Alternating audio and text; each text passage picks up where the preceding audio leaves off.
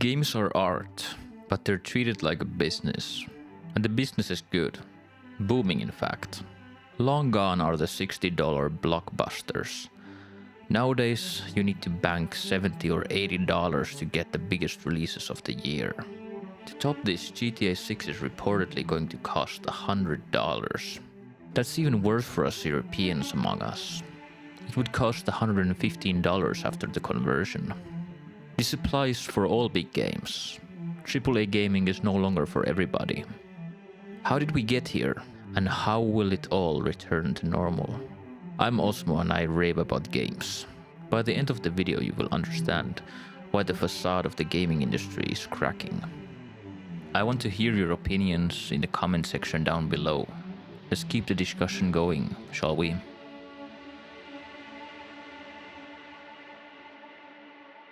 Here's the deal. I believe that the artistic and meaningful days of gaming masterpieces are over. Games are more and more moving towards reality TV. Binging. I don't see blockbuster single-player games being made in the near future. If you're a bit older, you will remember a different era. A time of real innovation and meaningful art within mainstream games. From BioShock to Fallout New Vegas. From Call of Duty Black Ops to Portal 2. The product was the outcome of real artistry and design, and not vice versa. Let's talk about what brought us here. A company is a machine built for creating income. It is no sin or surprise that money is what makes the world go round. But when that machine oversteps a boundary of what makes consumerism work, it will start to falter. Even if the majority of people buy your games, the margins will not grow if you cannot bring enough value to the customer versus the price of entry. This much is obvious, which is why many companies have begun to push the value proposition towards social pressure, multiplayer. It's smart, but creating a great multiplayer experience is easier said than done. More about examples like that later.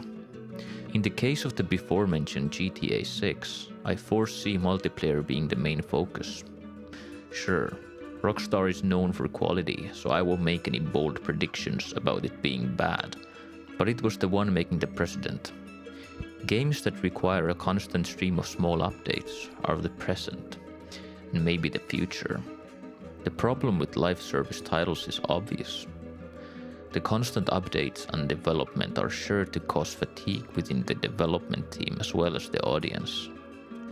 It's a miracle that games such as Fortnite have stayed on top for so long. I won't stand here and act as if live service games are the devil.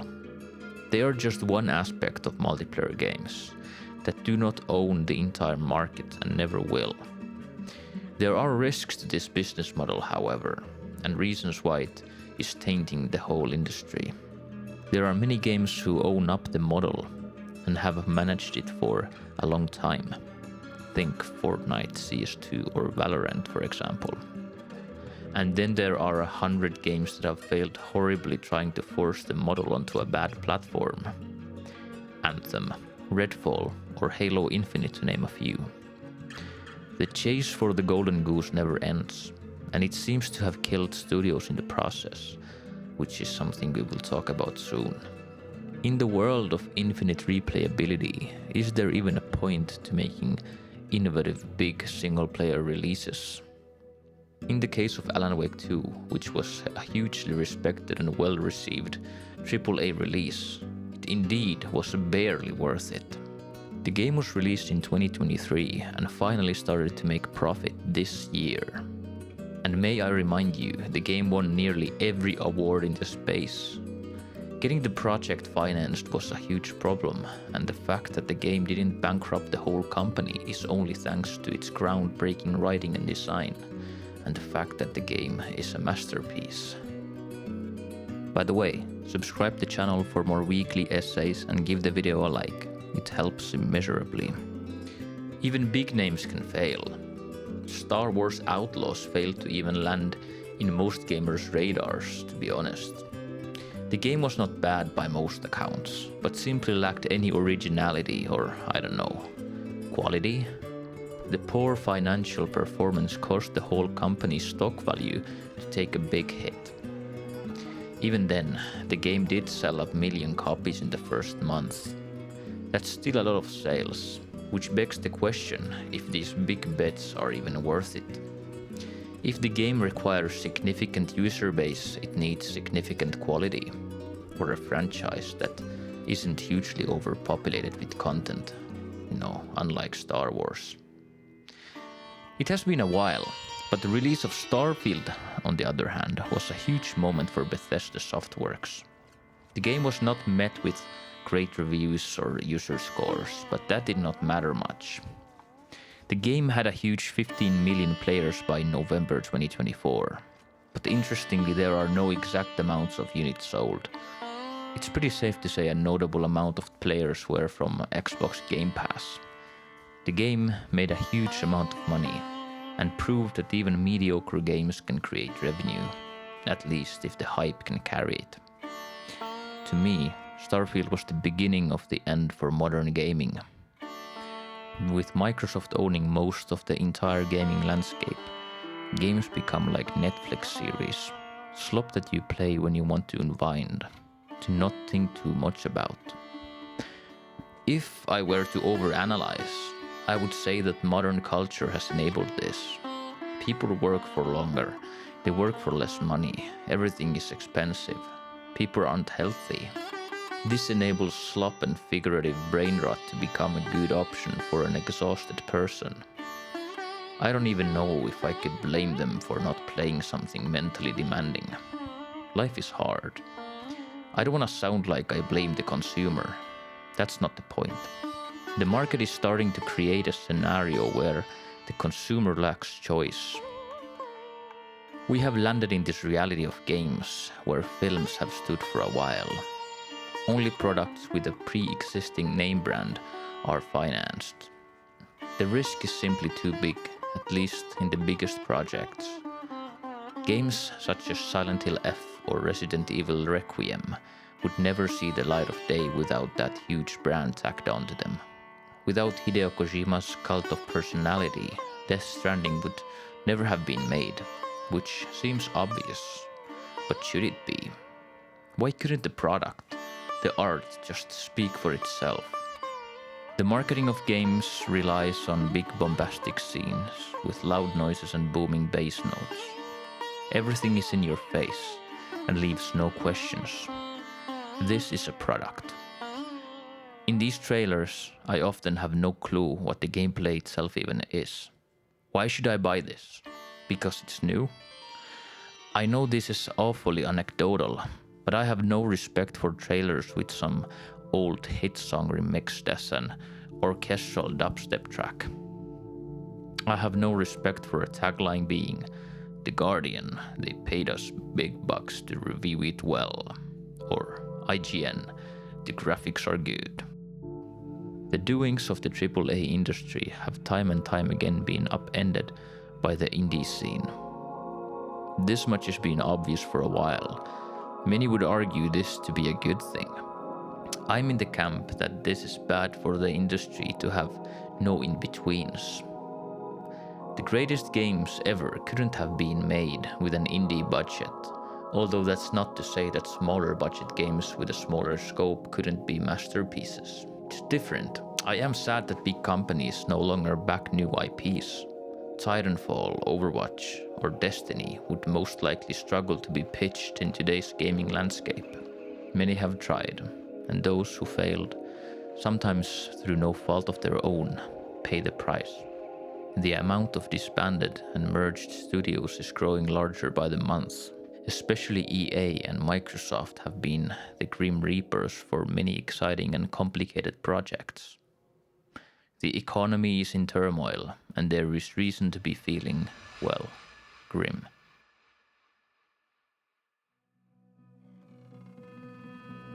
Vicarious Visions known from the Tony Hawk 1+2 games and the Crash Bandicoot remakes. Arkane Austin known from the award-winning Prey and Redfall. Tango Gameworks, known from The Evil Within, also highly praised, and Hi-Fi Rush, were all disbanded in one way or another. One could argue that all of these studios merely didn't have good enough games. I would counter this by suggesting one to listen to the rumblings of the community. All of these layoffs are laid down by their corporate overlords in the name of supporting their larger game pipeline, or in the name of saving money. Studios with their own culture and expertise are killed. This happens before any layoffs are even made. The studios are bought out. They are given projects to complete. They are responsible for tight deadlines and irresponsible corporate meddling. Activision wants the game by next October, and yeah, don't do that, it's too risky. Oh, we want some microtransactions. Oh yeah, we're planning on some downloadable content. How can we create skins for this? We all know this, and to be honest, it's been a bit tedious to even write down. It's so true it's become a cliche. The death of a studio happens the moment their independence is compromised. The moment their parent company decides to sell them out or squeeze them out. This next part might seem a bit business heavy, but it will make sense soon, so don't worry. This is what corporations need to do. Again, imagine a machine whose only task it is to create profit, to make a number larger. Now imagine a machine whose only task it is to create profit in the next 5 years. The latter machine will make aggressive moves to increase the number. It will squeeze its subsidiaries, make layoffs, create an efficient factory process to create the product. After those few years, the plan is done. After the few years of budgeting, the number starts to go down again. The cow has been milked dry. The CEO steps down, maybe gets moved around, and takes a mantle at the next huge corporation, boasting their impressive profits of their latest job. Microsoft has long been a temperate player in the business, but they are starting to follow this route. Their monopoly-esque stature that is a result of an incoherent spending mania is now bearing fruit. Now the books need to be balanced. They will decrease their overhead and start the squeeze. After the COVID era's incredible job market and a hiring spree, the excess fat is cut and sliced. The downfall is beginning, at least for the foreseeable future. Studios aren't the only ones in the riptide. Huge companies are at the brink, or at a crossroads at least. The future for them isn't clear either, and surprises are bound to be coming in the next years. Some have been flexing their marketing muscle to imply that the time of AAA games is over, and it's time for quadruple-A games. And I tend to agree, but only in terms of budgets, not in terms of project size. With the idea of such games further lies a real risk. When a game costs as much as the Burj Khalifa, like GTA 6, although the Burj Khalifa had slaves working on it, it's clear that failing isn't an option. A company that used the term and regretted it is Ubisoft. Their last few years have been met with great difficulty, with a change in ownership all but confirmed. Their open-world pirate game Skull and Bones was touted to be the next big thing, quadruple A, if you will. It failed miserably. The story-driven adventure game morphed into a design-by-committee mess. It isn't the only worry for Ubisoft, however. They are also working on Beyond Good and Evil 2, which has been in active development since 2010. The longest of any game made by a big company, by the way. It has been reported that the game's developers have been constantly interfered with by corporate people, which has been a real source of delays and redesigns. A more modern example of trouble was of course the before-mentioned Star Wars Outlaws. Oh, and the COD-style FPS shooter X-Defiant, that was already cancelled under a year into its existence. The bets haven't been ripe for Ubisoft in terms of the live service games, that much is certain. Of course there's also EA, who have been on a high recently business-wise. The huge company has been acquired by a suspicious Saudi investment fund with ties to the Trump family. Well, I mean, it's not really suspicious as such. It is mostly obvious. The funding of the deal is between the Saudi Public Investment Fund, or the PIF, and Affinity Partners, founded by Jared Kushner, former White House senior advisor under Trump, and also his son-in-law. There is a good chance that female players in the next EAFC will be mysteriously forgotten about. Hopefully I'm wrong though. This is just a sad thing. Not that there's anything wrong with acquisitions and investment funds, but there's a real risk of politics changing the content of gaming, not just because of the public demand, but by corporate demand. I will not act like they are already guilty by association, but there is a real risk. Just like how Arabic versions of Overwatch characters mysteriously lost their sexual identity. I for one am worried. I seriously doubt that a game associated with Trump would have a rainbow flag, for example. The instability starts from the top. The days of small, simple nerd companies making small, simple nerd games is behind us. I mean, a long time ago. We have already entered the era of political entities and billionaires being front and center behind our favorite games. But in all this turmoil, it remains to be seen how it affects the products and whether or not the average consumer will notice a change. The clouds are already dark above the industry.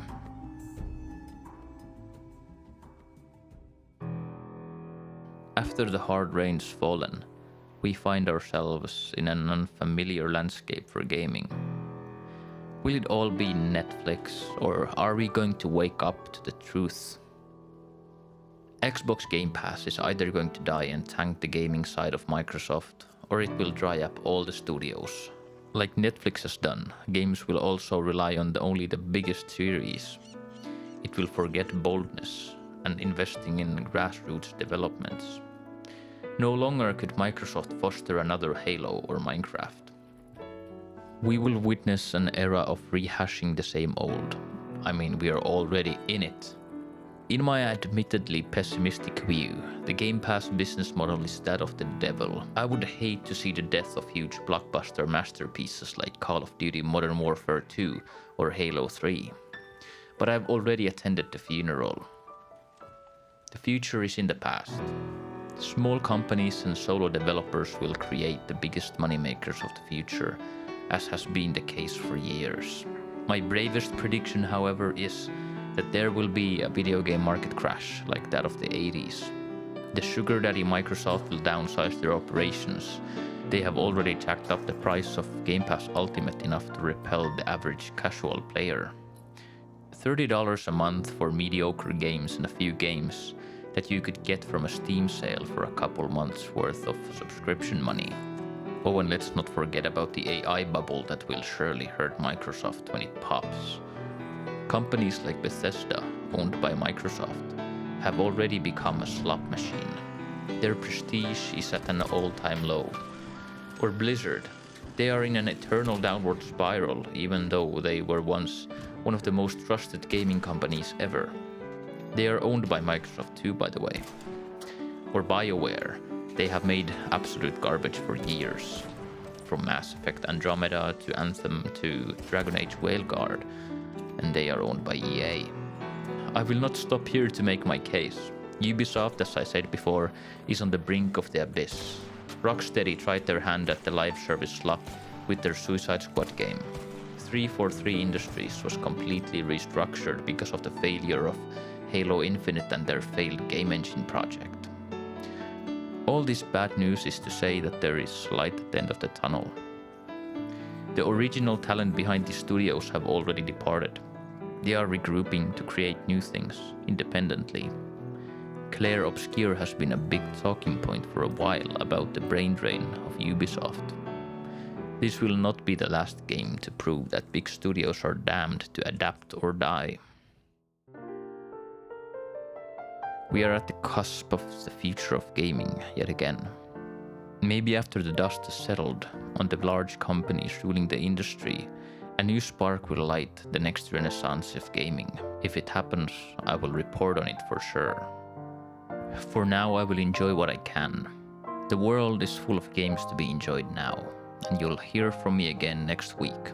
Subscribe for more essays and such. Thanks for watching.